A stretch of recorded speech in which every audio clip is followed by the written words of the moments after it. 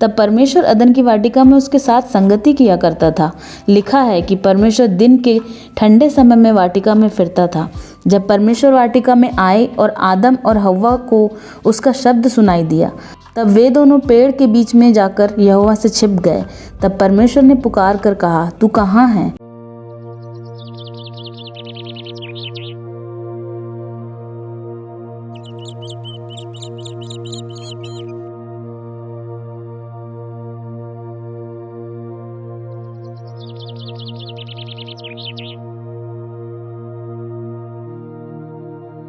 आप सबको जय मसीह की। परमेश्वर का धन्यवाद हो आज आपके साथ एक और अच्छे वचन से संगति के लिए। और मैं परमेश्वर का बहुत धन्यवादित हूँ कि हमारी टीम के द्वारा जो आपको वचन दिए जा रहे हैं उनसे हम और आप सभी लोग बहुत आशीषित हो रहे हैं। और आइए बहनों भाइयों, आज हम देखेंगे परमेश्वर से मनुष्य की निकटता के बारे में, कि जब हम परमेश्वर के निकट आते हैं तो कैसे परमेश्वर हमारे निकट रहता है, और जब हम परमेश्वर से दूर जाते हैं तो परमेश्वर हमसे दूर हो जाता है। इस बारे में हम ये देखेंगे कि जब उत्पत्ति की पुस्तक में हम देखते हैं कि परमेश्वर ने आदम को अपने स्वरूप में और अपनी समानता में बनाया, और परमेश्वर आदम और हवा से इतना प्यार करता था कि अपनी निकटता बनाए रखने के लिए परमेश्वर अदन वाटिका में, जो कि बहुत सुंदर वाटिका थी, रोज उनसे मिलने आता था। लेकिन जब आदम और हवा ने परमेश्वर की आज्ञा का उल्लंघन किया तो परमेश्वर ने दंड स्वरूप उनको अदन वाटिका से बाहर कर दिया, और इस तरीके से परमेश्वर के साथ उनकी निकटता जो थी वो दूरी में बदल गई। यानी ये बात हमें बताती है कि यदि हम परमेश्वर से जुड़े रहते हैं और परमेश्वर से वार्तालाप करते रहते हैं तो परमेश्वर हमसे वार्तालाप करता है, और परमेश्वर मेरी और आपकी देखभाल करता है। फिर हम देखते हैं कि परमेश्वर ने आदम से कहा था और हव्वा से कि जब इस फल को तू खाएंगे तो मर जाएंगे, निश्चय मर जाएंगे। लेकिन हम देखते हैं कि परमेश्वर ने उनको मृत्युदंड नहीं दिया, बल्कि परमेश्वर ने उनको जो है सुरक्षित रखा, क्योंकि परमेश्वर उनको प्यार करता था। लेकिन परमेश्वर की निकटता उस आज्ञा के उल्लंघन के कारण उनसे कम हो गई। आइए इस बारे में हम एक वचन देखेंगे। यशायाह की पुस्तक उसका 55 अध्याय और उसकी 6 और 7 आयत में हम देखेंगे, जहां पर ऐसे लिखा हुआ है, जब तक यहोवा मिल सकता है तब तक उसकी खोज में रहो, जब तक वह निकट है तब तक उसे पुकारो। दुष्ट अपने चाल चलन और अनर्थकारी अपने सोच विचार छोड़कर यहोवा की ओर फिरे, वह उस पर दया करेगा। वह हमारे परमेश्वर की ओर फिरे और वह पूरी रीति से उसको क्षमा करेगा। यहाँ पर हम देखते हैं कि यशायाह नबी ने, जिसको परमेश्वर का संदेश डायरेक्ट मिलता था, मेरे और आपके लिए एक बहुत ही अच्छा संदेश दिया है कि जब तक यहोवा मिल सकता है उसकी खोज में रहो। यानी परमेश्वर के निकट और निकट और निकट हम निरंतर जाते रहें। ये आयत जो यशायाह नबी के 55 अध्याय की 6 और 7 आयत है, ये दोनों आयतें हमें ये दर्शाती हैं कि हम अपने रोजमर्रा के कार्यों के साथ साथ यदि अपने परमेश्वर की खोज में भी रहें, अपने परमेश्वर से निकटता को बनाए रखें और परमेश्वर के साथ साथ चलते रहें, तो परमेश्वर क्या करता है कि मुझे और आपको अपनी छत्र छाया में संभाले रखता है। इसमें लिखा हुआ है कि दुष्ट अपने चाल चलन और अनर्थकारी अपने सोच विचार छोड़कर यहोवा की ओर फिरे। यानी परमेश्वर से निकटता बनाए रखने के लिए हमारे और आपके बीच में परमेश्वर के साथ एक शर्त यह है कि हम परमेश्वर से जब अपनी निकटता चाहते हैं तो हम अपने अनर्थकारी सोच विचार, यानी जो गलत हमारे सोच विचार हैं और हमारे जो चाल चलन है, गलत जो चाल चलन है, उसको हम सुधारें और उनको छोड़ दें और छोड़कर यहोवा की ओर फिरें, यानी अपने परमेश्वर की ओर दृष्टि लगाएं। तो वो क्या करेगा, हम पर दया करेगा। और हमारा परमेश्वर जो है, जब हम उसकी ओर फिरते हैं तो बाइबल यहाँ पर बताती है ये वचन कि वो पूरी रीति से हमको जो है क्षमा करेगा।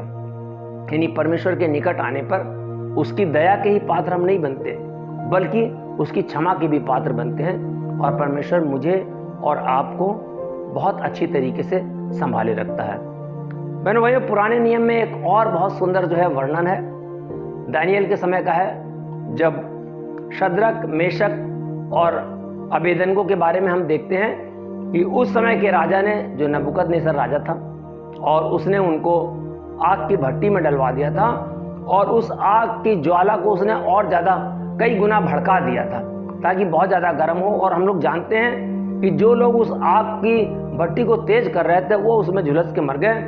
लेकिन शद्रक, मेशक और अबेदनगो जो परमेश्वर की राह में चलते थे, परमेश्वर के निकट बने हुए थे, वो उसमें से जीवित निकल आए। और तब नबूकदनेस्सर राजा ने परमेश्वर की महिमा करी और उनके परमेश्वर को माना कि हाँ, यही सच्चा परमेश्वर है। अमेदक और शद्रक और अबेदनगो के लिए ये जो एक बहुत ही अच्छा उदाहरण ये है कि परमेश्वर ने उनकी निकटता के कारण उनको ये प्रतिफल दिया। इसी तरीके से हम देखते हैं कि यदि हम परमेश्वर के निकट चलते रहें तो कितना भी बड़ा संकट क्यों ना हो, हम परमेश्वर की निकटता में बने रहते हैं तो उस संकट से परमेश्वर हमको बाहर निकालता है, जैसे उसने शद्रक, मेशक और अबेदनगो को बाहर निकाला। बने हुए पुराने नियम में एक नहीं अनेक उदाहरण भरे पड़े। एक मैं छोटा सा आपको उदाहरण और देना चाहता हूँ। यहूदा में एक राजा आसा नाम का हुआ। ये इतिहास की दूसरी पुस्तक में हमको इसका वर्णन मिलता है कि जो आसा राजा हुआ वो परमेश्वर के भय में चलता था, परमेश्वर की निकटता में चलता था और परमेश्वर की हुजूरी में रहता था और परमेश्वर की बातों को मानता था। यहाँ तक कि उसने उस समय के देवी देवताओं की वेदियों को तोड़वा दिया, अशेरा नाम की मूर्ति को तोड़ डाला, अन्य जाति की लाठों को तोड़वा दिया उसने और परमेश्वर के भय में चलता रहा। और एक बार जब एक कुशी राजा ने उसके ऊपर अटैक किया 10 लाख से भी अधिक सैनिकों को लेके, तो उस समय क्या हुआ, परमेश्वर की उसने दुहाई दी और बाइबल बताती है कि यहोवा परमेश्वर उसकी ओर से लड़ा और कुशी राजा की समस्त सेना को परमेश्वर ने नष्ट कर दिया। आसा राजा के लिए परमेश्वर के साथ उसकी निकटता का ये प्रतिफल मिला। हम देखते हैं कि शद्रक, मेशक और अबेदनगो को परमेश्वर की निकटता के कारण ये फल मिला कि उस आग के भट्टे से जीवित निकल आए। हम यहाँ पर देखते हैं कि परमेश्वर के निकट जब हम जाते हैं तो परमेश्वर मुझे और आपको बचाता है। जैसे कि याकूब की पत्री और उसके 4 अध्याय की 8वीं आयत में भी ऐसे लिखा हुआ है कि यदि हम परमेश्वर के निकट आएंगे तो परमेश्वर मेरे और आपके निकट आएगा। और इतिहास की दूसरी पुस्तक का जो अभी मैंने राजा आसा का आपको वर्णन बताया, और बाइबल बताती है कि जब वो युद्ध खत्म हो गया, कुशी राजा जब नष्ट हो गया, तो इतिहास की दूसरी पुस्तक और उसके 15वें अध्याय की दूसरी आयत में लिखा है कि परमेश्वर का आत्मा अजरिया नामक एक पुरुष के ऊपर बलपूर्वक उसमें समा गया और उसने आसा राजा को परमेश्वर का एक संदेश दिया। और यहाँ पर लिखा हुआ है दूसरे इतिहास की पुस्तक के 15वें अध्याय की दूसरी आयत में कि हे आसा और हे सारे यहूदा और बिन्यामीन, मेरी सुनो, जब तक तुम यहोवा के संग रहोगे तब तक वह तुम्हारे संग रहेगा, और यदि तुम उसकी खोज में लगे रहो तब तो वह तुमसे मिला रहेगा, परंतु यदि तुम उसको त्याग दोगे तो वह भी तुमको त्याग देगा। यानी परमेश्वर के आत्मा ने अजरिया के अंदर समा के उस आसा राजा को, जो परमेश्वर का भय मानता था, उसके आगे के दिनों के लिए भी उसको भविष्यवाणी करी कि परमेश्वर को त्यागना नहीं, परमेश्वर की निकटता में बने रहोगे। तुम्हारे पास कम सेना थी, एक बड़ी सेना को यहोवा ने अपने बड़े भुजबल से हरा दिया है। इसलिए परमेश्वर का ये संदेश है कि अगर तुम उसके संग संग रहोगे, उसकी खोज में रहोगे, तो वो तुमसे मिला रहेगा, और यदि तुम उसको त्याग दोगे तो वो भी जो है तुमको त्याग देगा। बहनों भाइयों, यहाँ पर हम देखते हैं कि आसा राजा का उदाहरण, शद्रक, मेशक और अबेदनगो का उदाहरण और बाइबल के अन्य उदाहरण हमको ये बताते हैं कि परमेश्वर की निकटता में ही मेरी और आपकी भलाई है।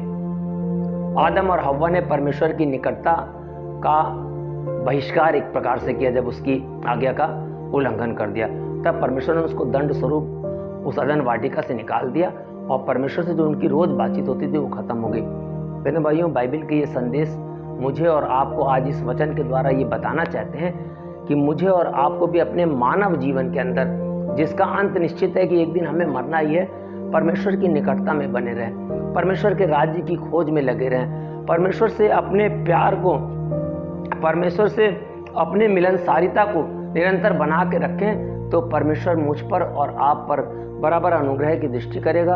और जैसे उसने शद्रक, मेशक, अबेदनगो को आग की भट्टी से बचाया, मुझे तमाम संकटों से निकालेगा। और जैसे परमेश्वर ने आसा राजा को उसके भय मानने और निकटता के कारण एक बहुत बड़े राजा की सेना से बचाया, उसको नष्ट होने से बचाया, इस तरीके से परमेश्वर मेरे और आपके साथ भी अपनी निकटता को बनाए रखेगा। परमेश्वर अपनी निकटता के द्वारा मुझसे और आपसे बातचीत करेगा और परमेश्वर मुझे और आपको बताएगा कि मुझे क्या करना है और क्या नहीं करना है।